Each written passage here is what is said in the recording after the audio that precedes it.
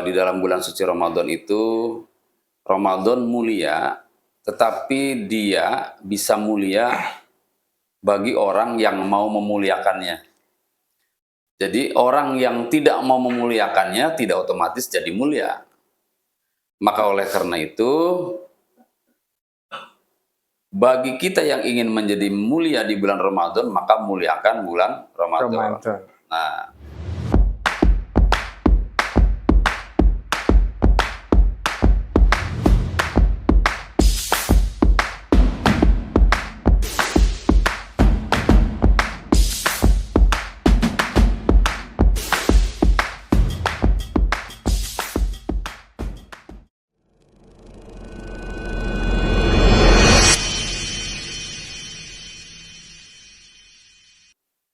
Assalamualaikum warahmatullahi wabarakatuh. Waalaikumsalam warahmatullahi wabarakatuh. Jumpa lagi bersama saya, Kang Nanto, di podcast Ngopi ala Jadkon. Ngobrol perkara iman. Ngobrol bukan sembarang ngobrol, ngobrol untuk menyelesaikan perbedaan, untuk Islam rahmatan lil alamin. Dan pada malam hari ini, kita akan mengambil tema sempurnakan Ramadan dengan berkah, dengan kesucian jiwa. Dan alhamdulillah, kita sudah hadir bersama narasumber kita yang beliau juga sebagai pendiri podcast Ngopi ala Jadkon ini, dan beliau juga sebagai pengasuh santri weekend di Pondok Pesantren Ihya Ulumuddin Jakarta, dan beliau juga sebagai Rois Surya Ranting Ciracas, dan beliau juga guru SMA Negeri 67 Jakarta. Dengan kesibukan yang luar biasa, Kiai Haji Fahrul Raji Siddiq hadir di tengah kita untuk ngaji bersama untuk persiapan di bulan Ramadan ini. Sebelum kita lanjutkan perbincangan dan obrolan, tentunya kita akan sapa beliau. Assalamualaikum Kiai. Waalaikumsalam warahmatullahi wabarakatuh. Alhamdulillah, dengan kehadiran Kiai di podcast Ngopi ala Jadkon ini, mudah-mudahan nantinya yang akan kita obrolkan, yang akan kita perbincangkan bermanfaat untuk kita khususnya dan para pemirsa pada umumnya. Amin, amin. Mungkin untuk mengawali perbincangan ini dengan tema tadi, Kiai bisa menjelaskan apa sih daripada kesempurnaan Ramadan itu sendiri. Silakan Kiai. Baik, Assalamualaikum warahmatullahi wabarakatuh. Waalaikumsalam. Wassalatu wassalamu ala Rasulillah Sayyidina Muhammad bin Abdillah, la haula wala quwwata illa billah, amma ba'd. Terima kasih Kang Nanto yang telah mengundang kembali saya yang disebutnya sebagai alternatif ya. Karena ternyata tim podcast tidak bisa menghadirkan beberapa narasumber yang sudah dihubungi, ujung-ujungnya saya sebagai pengganti.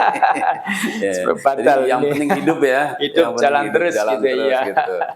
Jadi yang pertama tentu saya mohon maaf bila nanti apa yang akan kita diskusikan banyak yang tidak sesuai harapan ya. Yang kedua saya berharap apa yang kita akan diskusikan mengandung banyak manfaat, khususnya buat saya sebagai orang yang niati jadi santri, niati ngaji, walaupun di momen ini menjadi disebutnya narasumber, tapi tetap saya niat ngaji. Semoga dengan cara menyampaikan niat ngaji saya tidak menjadi disebutnya pudar, tidak ada faidah, tetap menjadi santri, selalu dimaafkan apabila ada kesalahan. Nah, itu yang pertama. Nah, yang kedua, materi ini sangat disebutnya sangat kontekstual ya, sangat pas sekali karena malam ini adalah malam 30 Sya'ban. Sya'ban ya. Ya, yang mana Muhammadiyah, organisasi Islam terbesar kedua, sudah memproklamirkan diri, memberanikan diri dengan ijtihadnya mulai tarawih di malam ini. Begitu ya, kan Anta ya? Iya. Sementara NU yang kata sebagian pengamat masih belum berani, masih tetap menjadi disebutnya sumber inspirasi dari pemerintah yang pada malam hari ini telah memutuskan bahwa puasa akan dimulai hari Kamis. Hari Kamis. Tanggal berapa tuh hari Kamis? 18 ya? 19 ya, 19 Februari besok sore taruhannya ini. 2026. Nah, yang tadi ditanyakan tentang kesempurnaan Ramadan, ya tentu sudah banyak disampaikan oleh para ulama, para ustadz, para penceramah. Lagi-lagi ayatnya tidak asing lagi, yang disampaikan pasti ayat itu Al-Baqarah 183 ya. Iya, agak jauh dari itu. tentang wajibnya puasa. Nah, di sini mungkin saya ingin apa disebutnya, mencuri sesuatu yang berbeda atau menyampaikan sesuatu yang sifatnya masih jarang diketahui oleh banyak orang. Terutama yang pertama adalah Ramadan itu yang menarik bagi saya adalah ya dari sisi lafadznya, lafadznya kan gitu. Itu saya mengutip dari Tafsir Al-Misbah karya Profesor Dr. Quraish Shihab. Di sana beliau menjelaskan Ramadan itu punya keutamaan, kelebihan atau di sisi lain adalah kesempurnaan tersendiri ya. Kata beliau, menurut pakar tafsir itu pada umumnya lafadz dalam Al-Quran yang berakhiran alif dan nun itu memiliki makna kesempurnaan, begitu. Ya kan banyak. Misalnya Rohman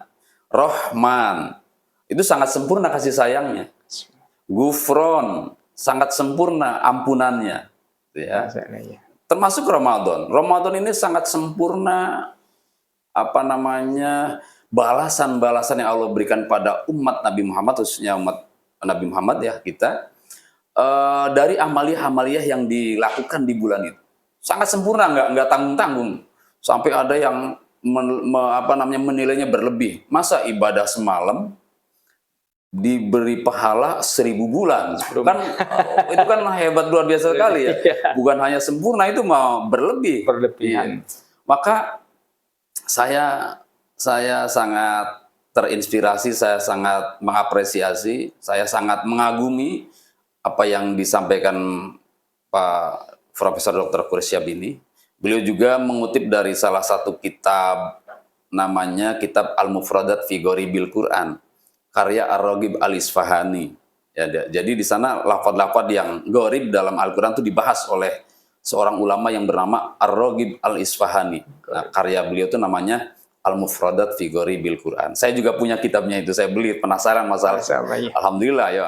Di situ ada kata misalnya apa ya? Misalnya miskin, coba perhatikan baik-baik. Miskin itu semakna seakar kata dengan kata sikin yang artinya pisau. Miskin kan padahal kan orang nggak punya ya. Tapi seakar kata dengan sakinah. Sakinah tenang. Miskin orang nggak punya, sikin pisau. Apa tuh hubungannya? Ternyata ada hubungannya. Jadi orang miskin tuh orang yang tenang aslinya. Ya. Karena nggak terbebanin. Iya, nggak mikirin parkirnya bagaimana, pajaknya bagaimana gitu. Nggak was-was dia, nggak mikirin. Jadi makanya miskin itu sebetulnya seakar kata dengan sakinah. Lalu sikin yang artinya pisau, kenapa dia semakna dengan sakinah, dengan miskin? Karena sikin itu fungsi awalnya adalah untuk memotong hewan dengan tenang, sehingga fungsi sikin itu nggak boleh tumpul, harus tajam. Nah, makanya disebut sikin itu harus tajam. Nah, itulah diantaranya. Ada lagi nih, itu kan maknanya ibu. Ya, Tapi Nabi Muhammad dikenal dengan Nabi Ummi, Nabi yang buta huruf, gitu ya. Lalu ada lagi Al-Quran mengatakan wa ummuhu hawiyah. Di surat apa tuh ya? Surat Hal Ataka kali ya? Hal Ataka haditsul Ghasyiyah. Ya kan? Iya. Atau Asamsi, coba cari sendiri deh. Yang di sana ada kalimat wa ummuhu hawiyah, begitu kalimat. Iya, dan tempat kembalinya adalah neraka hawiyah. Wa ummuhu hawiyah artinya dan tempat kembalinya adalah neraka hawiyah.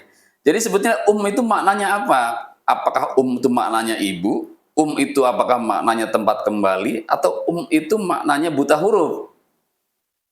Menarik di situ tuh kitab itu tuh, kitab Al-Mufradat fi Ghoribil Quran karya Ar-Raghib Al-Isfahani. Ternyata korelasinya kata itu begini. Jadi arti aslinya itu arti asalnya adalah tempat kembali. Kenapa ibu disebut Karena ibu itu tempat kembalinya anak-anak ketika habis bermain, ketika mengadu disakiti temannya, maka disebutnya gitu ya. Iya. Lalu kenapa orang buta huruf disebut juga? Karena dia bagaikan orang yang baru lahir dari perut ibu. Jadi kaitannya begitu tuh. Gitu. Ada hubungan tersendiri ya. Iya. Jadi makanya saya suka kitab itu tuh. Ya barangkali pemirsa ingin memiliki, namanya kitab Al-Mufradat fi Ghoribil Quran karya Ar-Raghib Al-Isfahani. Jadi termasuk Ramadan nih, antiknya nih ya. Jadi dia memiliki makna kesempurnaan karena salah satu tandanya ada alif nun di akhir. Jadi jangan kemudian kita punya keyakinan yang mengatakan bahwa seluruhnya seperti itu. Ini pada umumnya kata mereka, setiap kata dalam Al-Quran yang berakhiran alif nun itu mengandung makna kesempurnaan. Sehingga Ramadan luar biasa sempurna. Masya Allah. Gitu, Haji. Baik, terima kasih Kiai atas penjelasannya. Kalau tadi Kiai menyampaikan bahwa kesempurnaan di bulan Ramadan ini diantaranya kan ada kalimat alif nun. Nah, dan bagaimana dengan kalimat yang syaiton ini? Mungkin bisa dijelaskan ya itu. Syaiton ya. Nah itu juga ada alif nunnya tuh. Syaiton. Dan beliau juga pernah menjelaskan ada makna kesempurnaan dalam syaiton itu. Apa? Jadi ternyata syaiton itu dari kata syato, yang maknanya tepi. Jadi apa maksudnya? Sempurna ketepiannya dari rahmat Allah. Sangat jauh, sangat jauh kesempurnaannya dari rahmat Allah. Berarti nggak dapat rahmat Allah. Tuh setan, makanya disebut setan. Sempurna kan? Sempurna ketepiannya dari rahmat Allah. Gitu. Itu maknanya setan. Ditinjau dari lafaz alif, karena dia berakhiran huruf alif dan nun. Kata beliau, tapi ya saya mengutip aja. Baik pemirsa, di bulan Ramadan ini tentunya banyak fadilah sendiri yang bermakna sempurna, dan bagaimana hikmah daripada bulan puasa itu sendiri, Kiai. Mohon penjelasan, Kiai. Ya, hikmahnya memang, hikmah itu kan kebaikan yang tersirat ya di balik pengetahuan. Jadi banyak orang yang tidak tahu kebaikan kalau tidak mengerti hikmah di balik kebaikan itu. Misalnya, kenapa Anda tidak lulus ujian? Pasti ada hikmahnya. Maksudnya pasti ada kebaikan di balik itu, kan gitu ya. Kenapa Anda cintanya sama dia, kok nikahnya jadi sama dia? Nah gitu. Kenapa Anda mintanya nggak hujan, kok hujan? Pasti ada hikmahnya. Hanya orang-orang yang sadar akan kebaikan di balik hikmah itulah yang akan kembali memahami Allah itu Maha Pengasih, Maha Penyayang. Nah, kalau ditanya apa hikmahnya Ramadan, sesungguhnya Ramadan itu adalah hadiah Allah untuk umat Nabi Muhammad SAW. Hadiah di mana yang tadi saya sampaikan di awal, ada hari-hari yang amaliyahnya apabila kita melakukannya di hari lain tidak sebesar bulan Ramadan. Di bulan Ramadan. Tidak sebesar pahalanya, tidak sebesar ampunannya kalau minta ampun, tidak sebesar apalagi rizkinya kalau disedekahkan gitu, kalau dibalas. Nah, itu salah satu hikmah Ramadan untuk umat Nabi Muhammad SAW. Kenapa diberikan kepada umat Nabi Muhammad hikmah Ramadan ini? Karena umat Nabi Muhammad itu umat yang sedikit usianya, kecil badannya. Dari dasar inilah Allah memberikan kasih sayang karena tidak bisa ibadah banyak seperti umat sebelumnya. Umat Nabi Musa kan besar-besar, kuat-kuat, ya kan? Tinggi-tinggi kan? Iya, ibadahnya juga luar biasa kuatnya. Umat Nabi Muhammad ibadahnya malas-malas, ibadahnya pengennya yang ringan-ringan. Nah, oleh karenanya diberilah Ramadan agar di Ramadan itu bisa beribadah bernilai selama 1 tahun, bahkan bisa lebih dari usia yang sedikit yang dia miliki, yang diberikan oleh Allah Subhanahu wa taala. Itu salah satu hikmahnya. Masya Ya, Allah. tentu banyak ya. Kalau Ramadan itu kan ada apa di dalamnya? Ada puasa. Ya puasa juga hikmahnya Luar biasa. luar biasa. Coba deh kita lihat hasil puasa itu apa? Yang pernah kita lihat, yang pernah dicari, yang pernah diamalkan oleh orang yang sadar dan tidak terpaksa. Misalnya orang kegemukan, pengen kurus, pakai apa? Puasa. Puasa, ya kan? Iya. Orang pengen sakti, puasa. Puasa. Apalagi? Ya, pengen punya banyak hajat. punya dengan hajat. puasa. Ya, orang dulu itu, terutama di kalangan agama selain Islam, orang Buddha, orang Hindu, itu mereka banyak yang sakti karena memang rajin puasa. Puasa, Masya Allah. Iya, yang tentu konsep puasa dan syariat puasanya berbeda ya, tapi yang jelas ada kesamaannya, yaitu meninggalkan yang biasa dia inginkan di setiap harinya. Makan, minum, berhubungan suami istri, dan lain-lain. Nah, itu salah satu hikmah daripada puasa. Nah, untuk orang Islam bagaimana? Untuk orang Islam hikmahnya Nabi menyatakan sumu tasihu, puasalah kamu, niscaya kamu sehat. Terus supaya apa lagi? Supaya bertakwa, supaya tambah takwa. La'allakum tattaqun itu maknanya supaya bertakwa, ya. Itu hikmahnya. Sebab kalau tidak dilatih kita ini, itu sulit untuk meningkat derajatnya. Nah, dalam istilah agama pelatihan itu disebut riyadhah.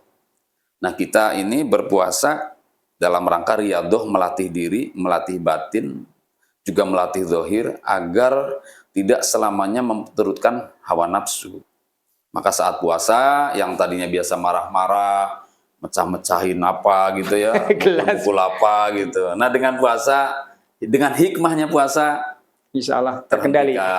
Terhentikan. Yang biasanya makan tak terkendali, ada daging diambil, ada ikan diambil gitu ya, disantap juga bareng-bareng. Yang padahal kalau kita campur tuh makanan bisa menimbulkan banyak penyakit, tapi alhamdulillah dengan cara puasa tertahan. Itu hikmahnya. Jadi untuk kesehatan sebetulnya, untuk manfaatnya untuk kita lah. Allah tidak butuh puasa kita aslinya, ya. Jadi Allah tidak butuh puasa kita, maka apa yang Allah syariatkan pasti hikmahnya untuk kita. Gitu. Luar biasa. Jadi Nabi atau Nabi Muhammad SAW itu telah mengajarkan kepada umatnya dari zaman dulu bahwa secara medis puasa itu banyak manfaatnya, kan begitu ya? Yeah.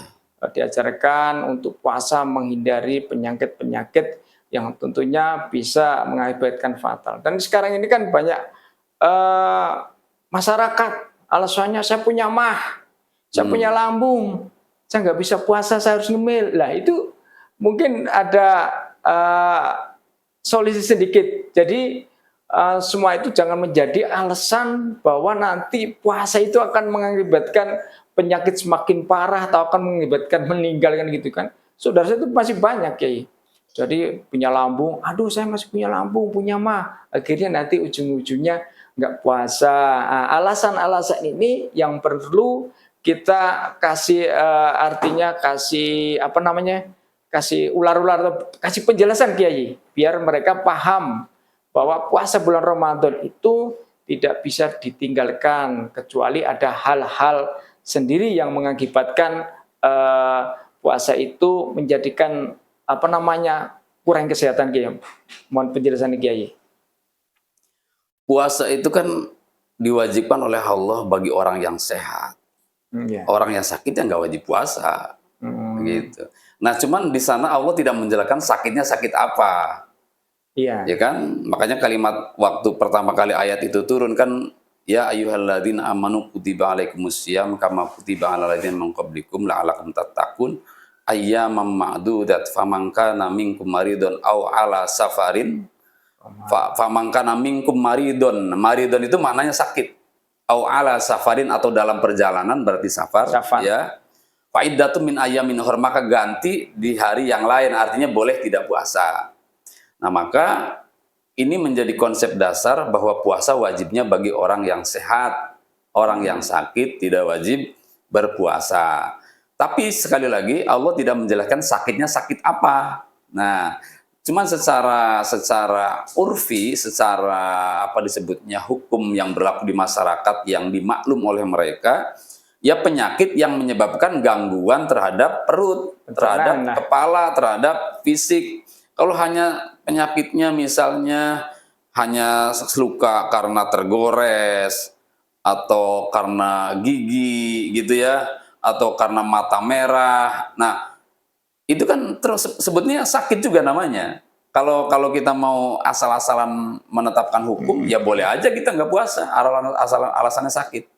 Nah, jadi sebetulnya Allah memberikan kelonggaran pada kita. Sakit yang menyebabkan susah untuk berpuasa, boleh tidak berpuasa. Tetapi nanti kalau sudah sehat, ganti puasa yang tadi apa disebutnya ditinggalkan itu sesuai dengan jumlah hari yang dimana dia tidak bisa berpuasa. Gitu. Baik, terima kasih Kiai. Dan ini ada lagi Kiai. Ini terkait dengan mudik nih, biasa mudik. Nah, ini dengan sekarang kan zamannya beda zaman dulu. Sekarang sudah terciptalah jalan-jalan yang mudah dilalui. Lah, ini alasannya saya perjalanan selalu sebagai musafir, maka saya nggak puasa. Itu suatu alasan yang kurang tepat atau bagaimana Kiai? Kita pulang kampung, saya pulang ke Palembang lah. Mungkin ada jarak tertentu yang dikatakan itu musafir atau gimana? Iya, sekali lagi dalam Al-Quran ya tadi kalimatnya au ala safarin fa'iddatum min ayyamin ukhor, atau dalam perjalanan safar maka boleh tidak berpuasa. Tapi ya wa antasumu khairul lakum, tapi puasanya kalian apabila kalian berpuasa dalam perjalanan itu lebih baik daripada tidak berpuasa. Tetapi orang yang tidak berpuasa dalam perjalanan pun tidak boleh disalahkan, karena Al-Quran Allah mengizinkan mereka untuk tidak berpuasa. Nah, tapi puasa lebih baik daripada tidak. Maka di situ kemudian ada konsep safar yang dimaksud di ayat itu safar seperti apa? Safar yang dimaksud oleh ayat itu adalah safar yang sama dengan kaidah safar ketika bisa dijamak qashar dalam sholat. Ya, yaitu safar yang di atas 85 km perjalanan. Maka ulama fikih pun termasuk dalam kitab fikih Syafi'i itu karya Kiai Ahmad Jazili Khalil di sana membolehkan walaupun dengan kendaraan yang sangat singkat dan mudah, tidak melelahkan. Iya. Tapi gini konsepnya. Konsepnya begini, kalau kita mau berpikir mendasar atau berpikir filosofis ya. Itu kan disebutnya rukhsah atau hadiah dari Allah ya. Cuman kalau mau berpikir secara akhlak, kita tuh saat itu pantas gak sih menerima hadiah? Iya. Nah, dikembalikan ke mental kita tuh, jiwa kita. Kalau merasa nggak pantas lah dibang segitu doang, walaupun jarak tempuhnya jauh. Saya kan pakai pesawat, saya nggak pantas deh menerima hadiah, saya puasa aja. Ya itu baik, berarti lebih baik daripada tidak puasa. Iya. Tapi kalau pun tidak puasa tetap boleh. Masya Allah. Baik, terima kasih Kiai. Jadi biar paham nih yang saudara-saudara kita pengen pulang kampung, jangan memudahkan apa yang diberikan hadiah oleh Allah kepada kita. Yuk kita sama-sama menjalani supaya pahala yang lebih bagus dan lebih banyak. Dan ada lagi Kiai, di bulan puasa ini tentunya kita harus menjaga agar puasa kita ini nantinya bisa diterima oleh Allah Subhanahu wa Ta'ala. Di antaranya yang akan saya pertanyakan seputarakan yang membatalkan puasa. Banyak saudara-saudara kita itu banyak yang buka praktek bekam. Lah ini kan untuk bekam sendiri itu membatalkan puasa atau enggak Kiai? Untuk memberikan penilaian kepada bekam membatalkan puasa atau tidak, kita harus tahu juga hal-hal yang dapat membatalkan puasa Ya. secara fikih, ya. Yaitu diantaranya adalah satu, memasukkan sesuatu ke mulut atau ke lubang sembilan. Kalau secara fikih ke lubang sembilan. Sembilan itu diantaranya mulut, Itu ya. Dua, tiga hidung, empat, lima mata, enam, tujuh telinga. telinga, Nah, kemudian dari depan belakang itu sembilan semuanya. Nah, pada apa namanya? Pada dasarnya adalah usaha memasukkan itu untuk memberikan pengaruh pengaruh biar badan kuat. Nah, tapi kalau tidak berpengaruh untuk supaya badan kuat, yang penting tidak apa disebutnya tidak apa ya, tidak sembrono gitu, tidak main-main. Banyak ulama sekarang mengatakan tidak masalah. Misalnya nih, cotton bud. Cotton Kalau bud. dulu pakai apa ya? Pakai bulu ayam ya. Dulu waktu kecil saya itu batal itu memasukkan sesuatu ke telinga katanya, ya, atau apa namanya, udak-udak telinga gitu ya. Nah, itu gara-gara ada konsep memasukkan sesuatu ke dalam lubang sembilan, yang kayak gitu batal.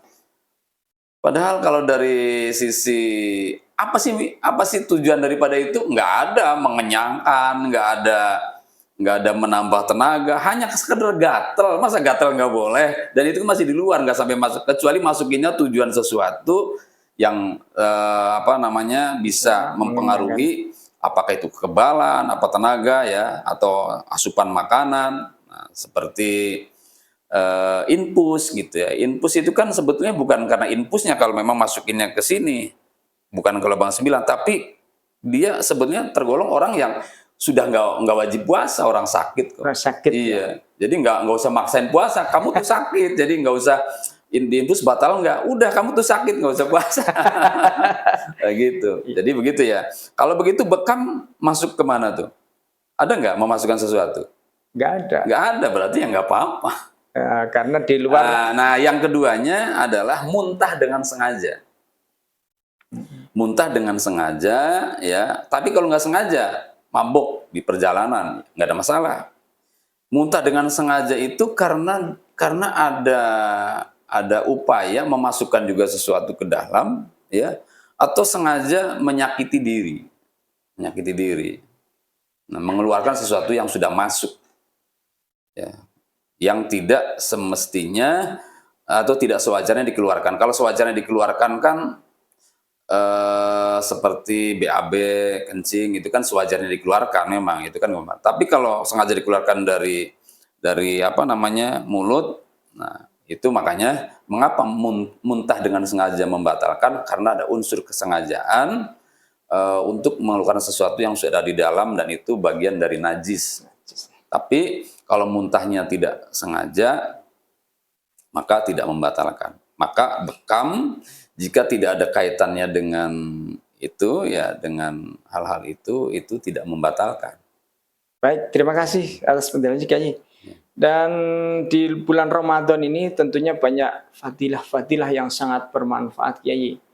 Banyak daripada saudara-saudara kita atau daripada golongan Nabi Muhammad ini kan banyak yang mereka bersedekah, melaksanakan sholat-sholat sunat yang luar biasa.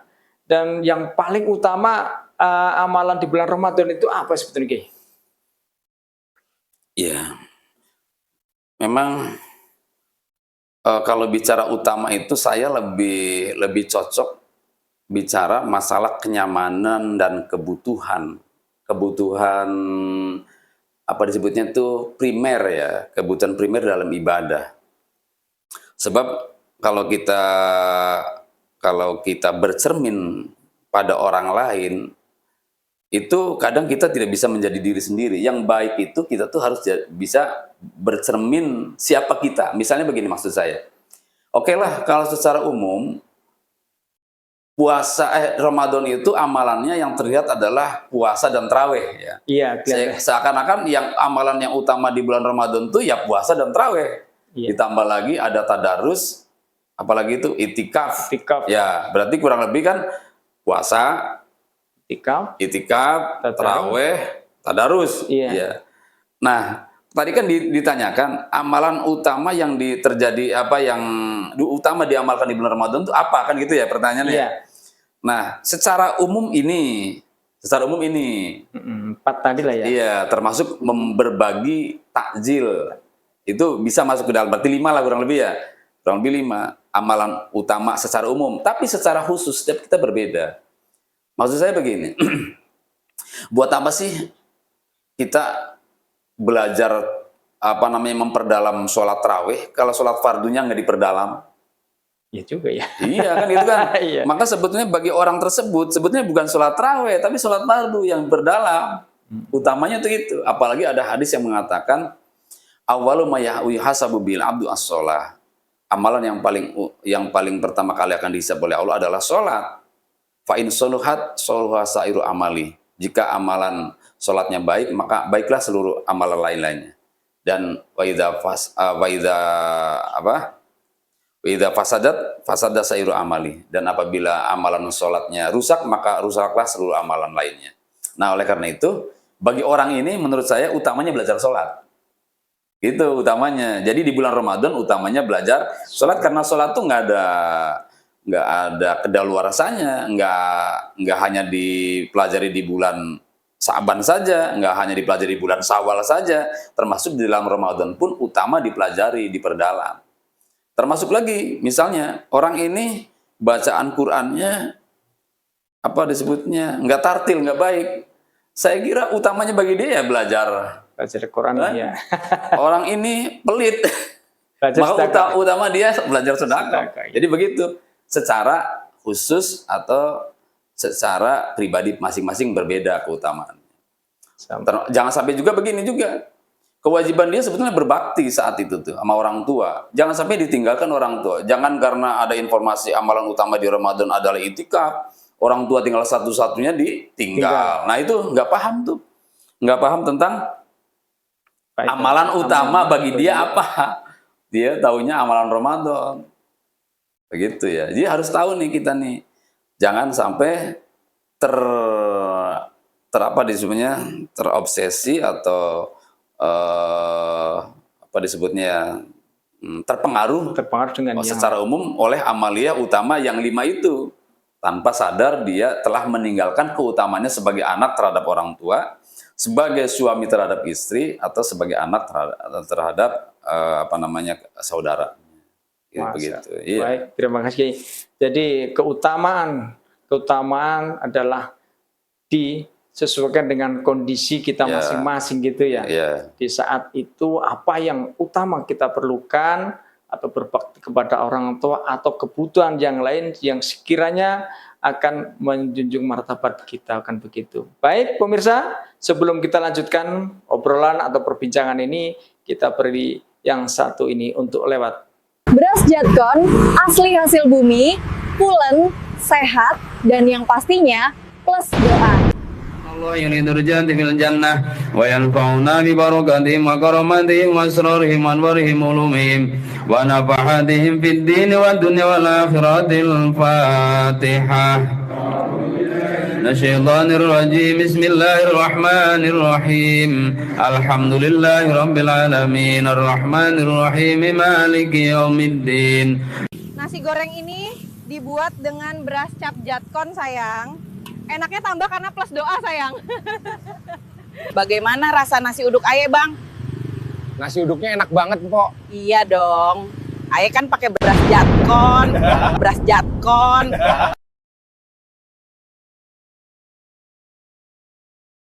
Masuk kopi Jadkon Plus Purwo. Temani langkahmu sepanjang hari.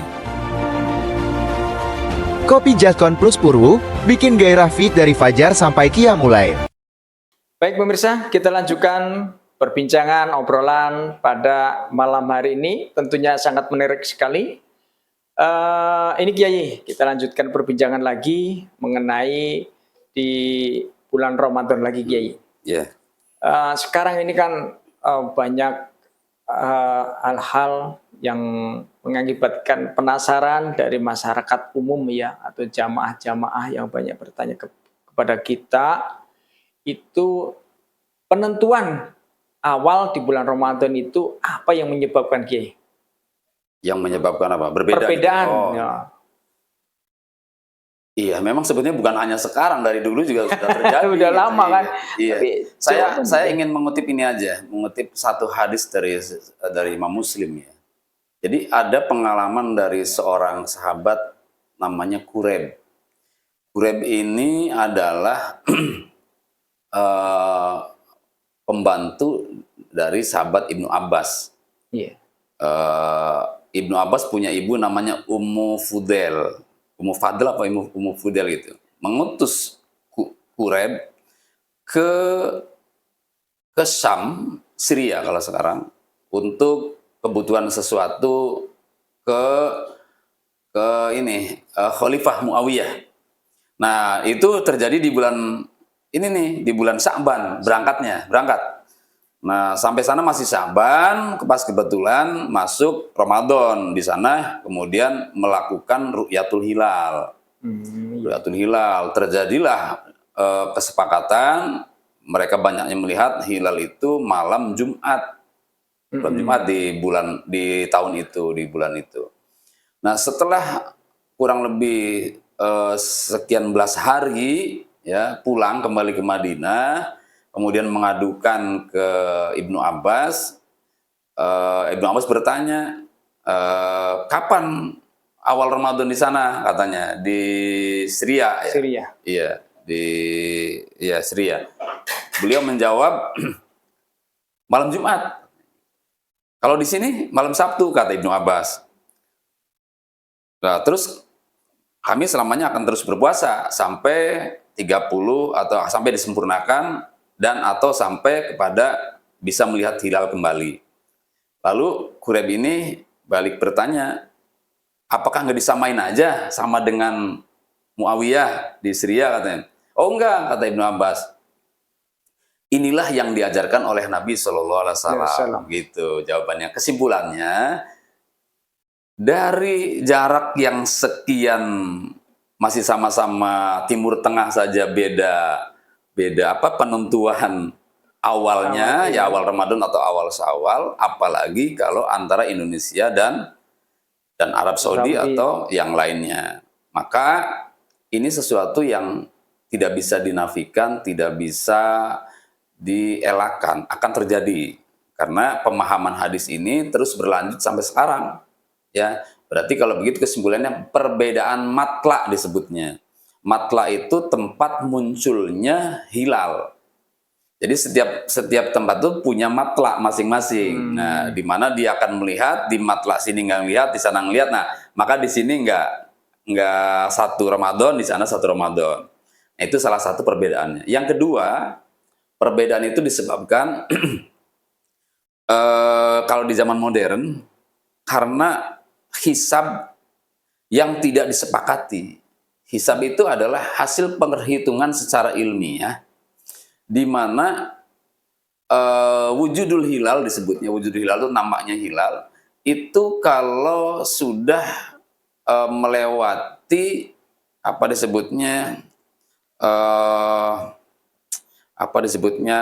garis busur sekian derajat. Kalau masih kurang dari garis itu, maka tidak sepakat para ulama, tidak sepakat. Nah, ketika sama-sama menghitung ternyata itu melewati garis buzur ya, maka itu pun akan dihitung lagi. Kalau lewatnya melebihi 3 derajat maka disepakati. Kalau tidak melebihi 3 derajat tidak disepakati. Maka walaupun sama-sama menggunakan hisab, ulama pasti berbeda karena perbedaannya kalau kurang dari 3 derajat. Kalau Ustadz Adi Hidayat begini analoginya. Kenapa bisa demikian? Karena yang dilihat adalah analoginya jam dinding tempo dulu yang pakai apa disebutnya? Pakai apa nih? Bukan. Jarum, pakai jarum. Tapi kalau jam digital, kan nggak pakai jarum. Iya.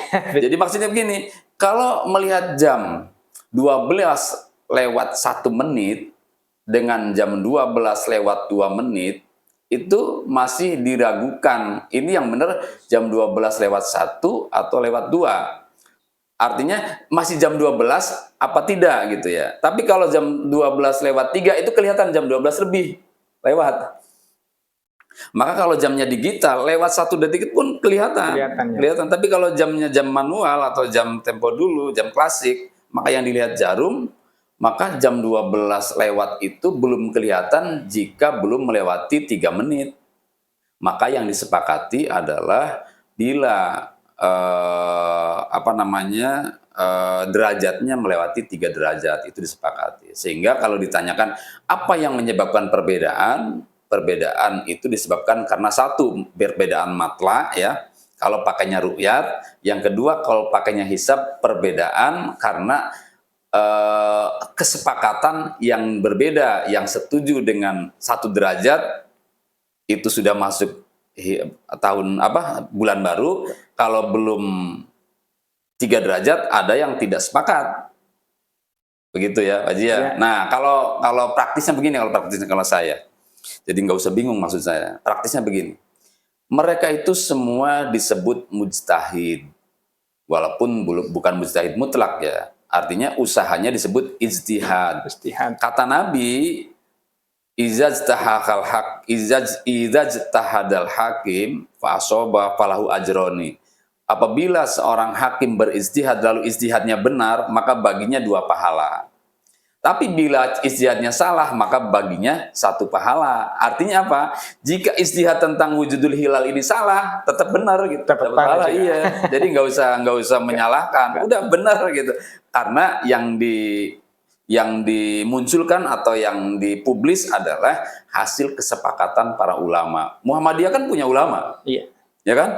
Jadi Muhammadiyah ulamanya sepakat ijtihad, lalu hasil ijtihadnya ini. Nah, maka oleh karena itu bila Muhammadiyah salah, tetap berpahala, tetap kategorinya benar. Apalagi kalau yang benar adalah Muhammadiyah. Gitu. Jadi kalau ditanya sekali lagi, apa yang menyebabkan berbeda? Yang ada 2 jawabannya. Yang pertama adalah karena perbedaan matla, yang kedua perbedaan ijtihad dalam menghitung hisab. Gitu. Baik, terima kasih. Tentunya sangat gamblang yang dijelaskan Ki Haji tadi untuk masalah perbedaan daripada menentukan awal bulan Ramadan. Dan untuk selanjutnya Ki Haji, untuk perbincangan kita ini apa sih manfaat atau puasa untuk jamiah Thariqah Qadiriyah dan Naqsabandiyah ini. Kebetulan kita kan logonya ini Kiai. Apa pertanyaannya? Daripada puasa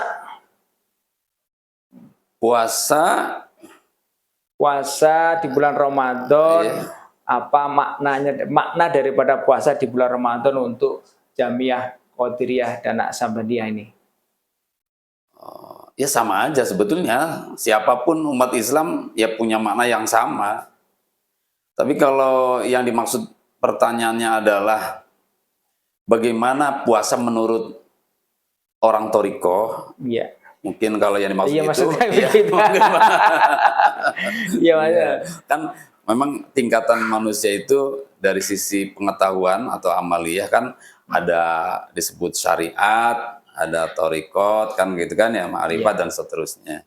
Nah, maka kalau yang dipertanyakan seperti apa atau bagaimana puasanya orang thariqah, nah gitu ya. Mungkin dari sisi apa disebutnya amaliyah secara dohir sama. Yang terlihat ya tidak makan, tidak minum, meninggalkan makan, meninggalkan minum, meninggalkan senang-senang yang diharamkan dalam saat berpuasa. Tapi secara batin, nah itu yang berbeda antara orang thariqah dan orang syariat. Tentu yang dimaksud orang thariqah ini orang yang pengamal thariqah ya. Kadang ada kan begini, baru masuk toriko, ya belum disebut pengamal toriko, sebetulnya baru belajar itu. Baru belajar, Iya, iya. belajar. Tapi yang dimaksud pengamal toriko itu sudah masuk suluk. Suluk. Baik pemirsa, kita lanjutkan perbincangan kita. Dan mohon maaf ada kendala sedikit karena mati lampu ini adalah kejadian alam yang tidak bisa dipungkirin. Baik, kita lanjutkan obrolan dan perbincangan kita. Kiai, kalau tadi kita sudah panjang lebar ngobrol masalah bulan puasa, bulan Ramadan. Nah, dan sekarang saya pertanyakan ini, puasanya ahli thariqah dengan orang ahli syariat itu bagaimana, Kiai? Orang syariat dan orang ahli thariqat itu sebetulnya secara zahir sama saja. Artinya tidak boleh melanggar yang disebut meninggalkan makan, ya, meninggalkan minum, meninggalkan senggama, itu semuanya sama. Tidak boleh meninggalkan itu. Ya, tidak boleh melanggar itu gitu, ya. Kalau melanggar ya batal. Nah, secara zahir seperti itu. Nah, cuman dalam puasa itu menurut pandangan para ulama itu ada beberapa tingkatan, seperti Imam Ghazali menyebutnya, Imam Ghazali ya. Beliau mengatakan bahwa dalam puasa itu ada puasa awam, puasa khos, dan puasa khawasul khos. Nah, ini yang saya sebutnya menduga gitu. Saya menduga dan meyakini bahwa yang dimaksud puasa khos itu adalah puasa orang-orang yang berada di tingkatan thariqat. Kenapa demikian? Karena di thariqat itu kan ada istilah suluk. Ya, ada istilah suluk. Nah, suluk itu menapak jalan yang digariskan untuk menempuh Allah, yang disebut dengan wusul. Nah, untuk wusul itu harus suluk. Suluk itu misalnya begini. Di dalam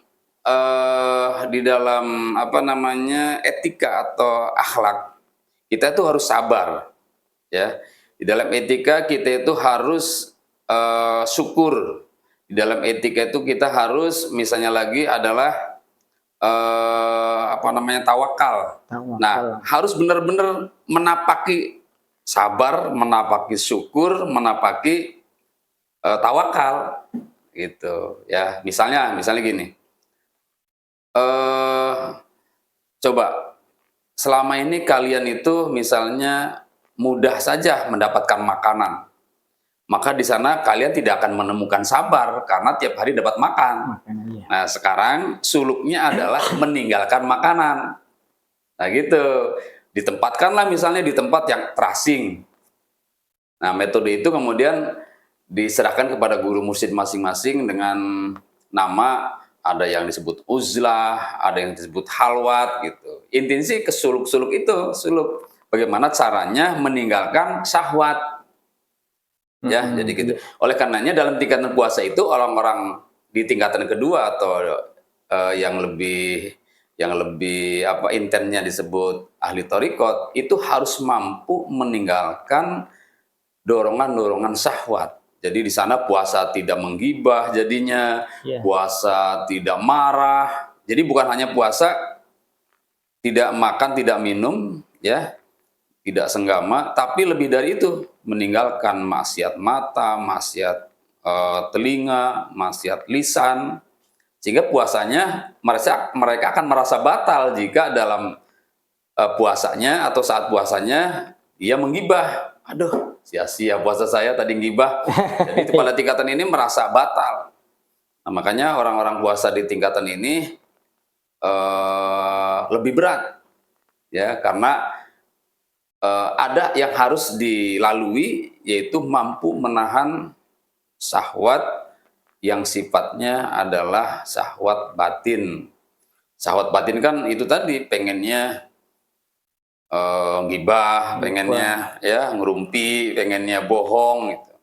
Nah, jadi perbedaannya letaknya di situ. Kalau secara zahir sama saja, nah secara batin dia lebih hati-hati untuk menjaga hal-hal yang dapat membatalkan puasa dari sisi itu. Makanya kan ada sabda Nabi yang mengatakan begini, kam min shaimin laisa lahul kam min shaimin laisa lahu ilal ju' wal atos. Tidak ada banyak orang berpuasa tapi dia tidak dapat apa-apa kecuali dari haus dan laparnya saja.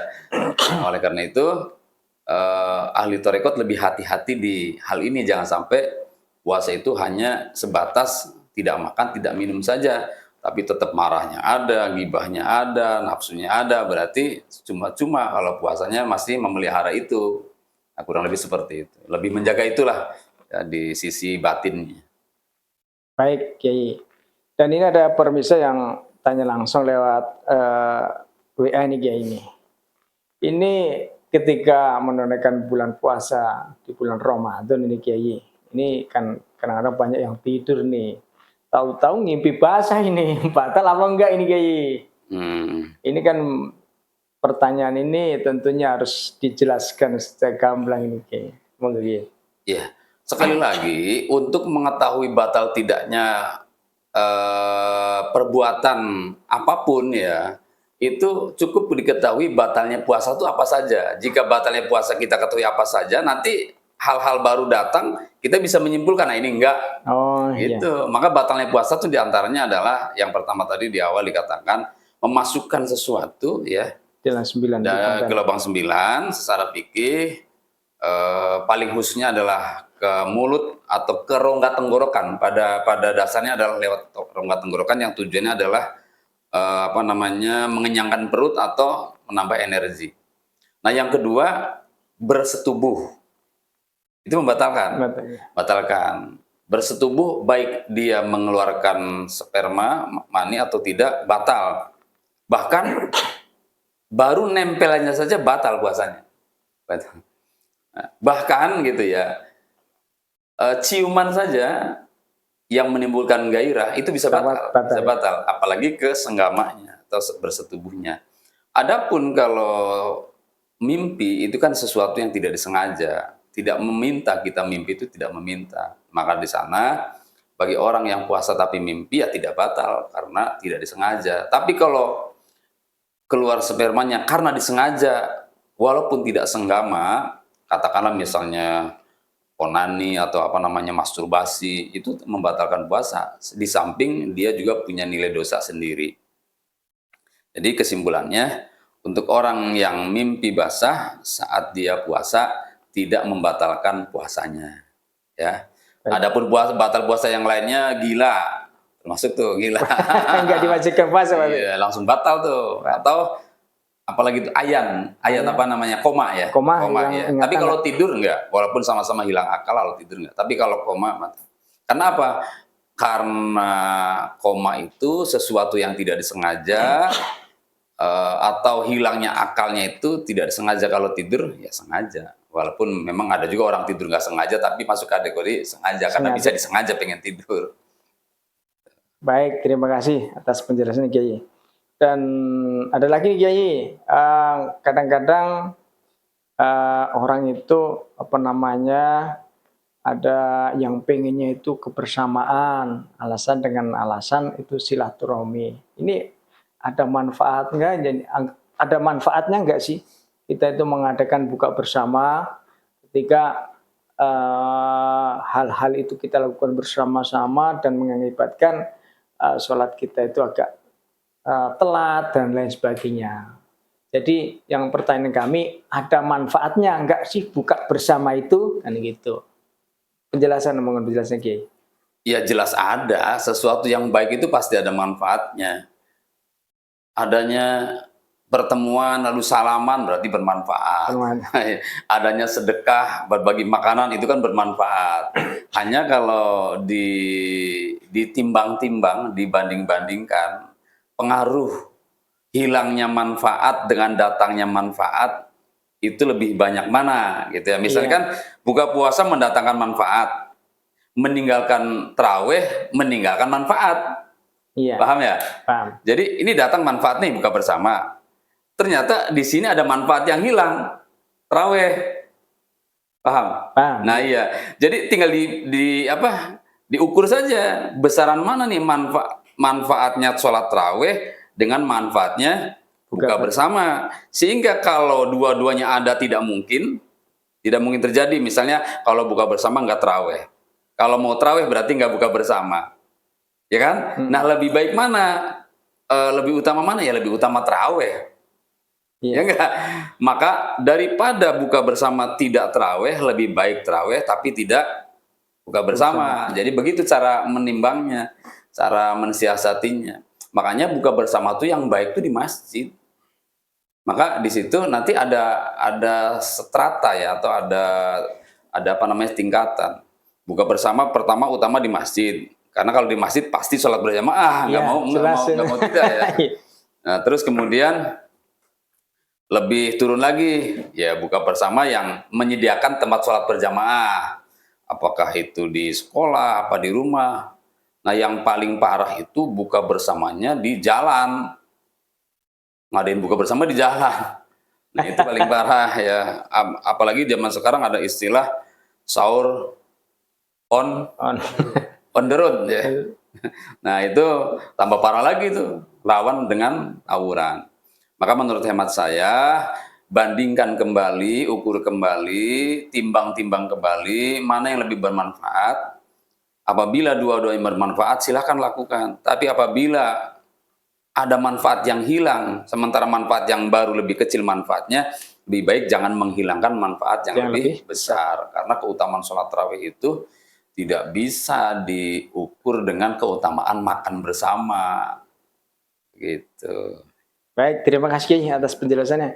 Satu lagi Kiai, sebelum kita akhiri perbincangan ini, ada hubungannya enggak sih antara fidyah dengan puasa itu Kiai? Fidyah.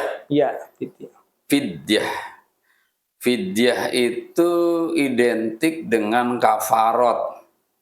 Hampir sama juga dengan dam dalam haji ya, pelanggaran yang kemudian ditebus atau dibayar dengan menyembelih hewan, atau dengan puasa, atau dengan memerdekakan budak, atau dengan memberikan makanan kepada fakir miskin.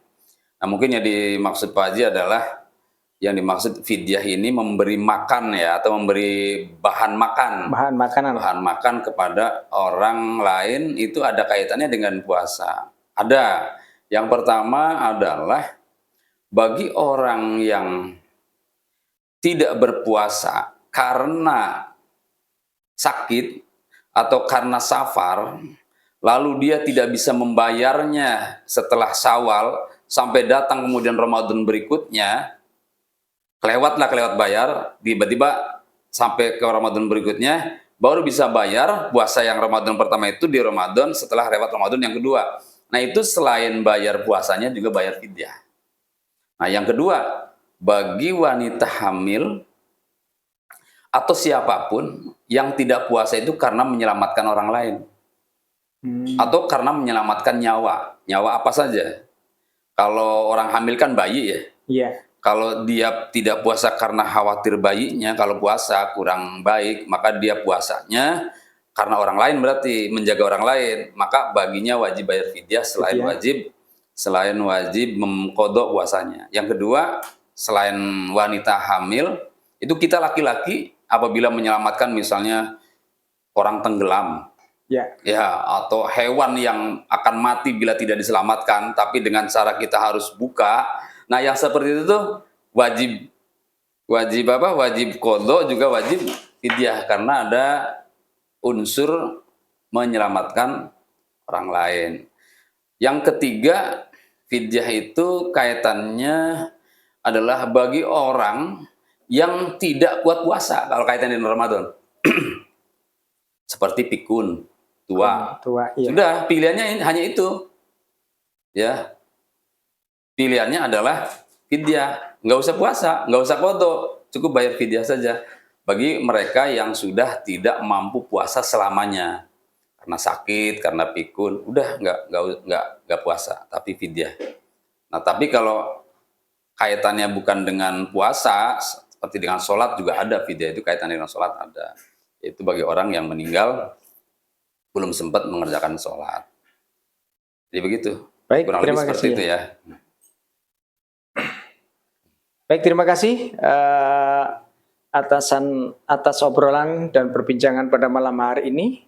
Mudah-mudahan apa yang kita obrolkan, apa yang kita perbincangkan tadi bermanfaat untuk kita semua khususnya dan pada umumnya untuk para pemirsa yang ada di luar sana.